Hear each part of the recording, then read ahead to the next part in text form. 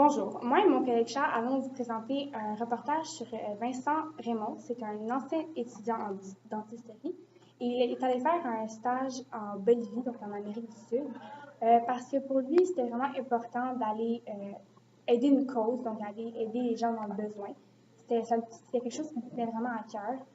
Puis il est vraiment allé là de toute bonté. Il était offrir ses services pour aider les autres dans le besoin. Bonjour Vincent, je suis très ravi de vous rencontrer aujourd'hui Bonjour. en fait, vous le savez déjà, en fait, je suis ici, je vous rencontre pour vous poser quelques petites questions sur votre voyage humanitaire OK. fait en Bolivie. Alors, commençons. Avec quelle organisation êtes-vous allé en Amérique du Sud? Je veux dire, êtes-vous allé par vous-même, par un stage? Non, on est allé en Bolivie dans le cadre d'une mission humanitaire avec Dentistes sans frontières, qui fait partie du groupe Terre sans frontières. Ok, donc en fait, c'était vraiment, en fait, vous étiez un médecin sans frontières pratiquement. Oui, exactement. Parfait. Alors, poursuivons. Qu'est-ce qui vous a poussé à aller soigner les gens et ça gratuitement? Bénévolement, en fait. Ben, la raison principale qui pousse les participants, entre autres, à entreprendre une mission est le désir de venir en aide à des communautés qui n'ont pas accès au type de soins dont nous jouissons ici au Québec, entre autres. C'est vrai. Euh, les missions sont habituellement dirigées vers des pays en voie de développement.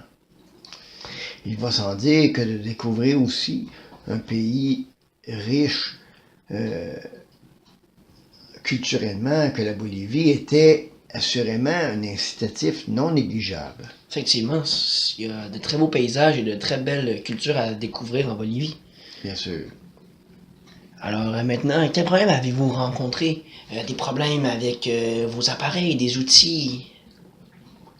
Ben, je crois que la difficulté la plus notable que nous ayons rencontrée au cours du voyage a été la communication.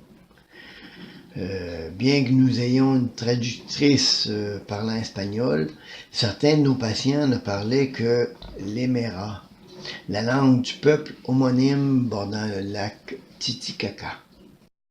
Alors maintenant, l'avant-dernière question. Quel a été le moment le plus marquant de votre séjour?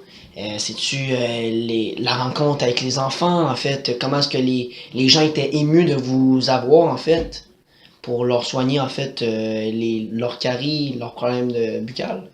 Bon, mais c'est sûr, je crois que le moment le plus marquant ça, a été de constater, de voir la quantité grandissante de jour en jour que les patients venaient nous voir, la population était informée de notre arrivée.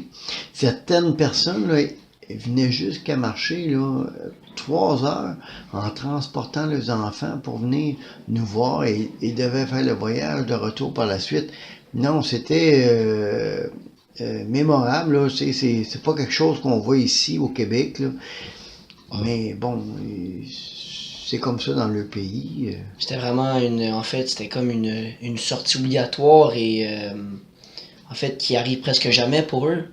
Ben c'est ça, ils en profitaient pour dire bon ben là la manne est là, il y a quelqu'un qui vient, ils vont nous soigner, ils vont nous réparer les dents, puis Oui, oui, ils en ont profité là, puis c'est bien légitime.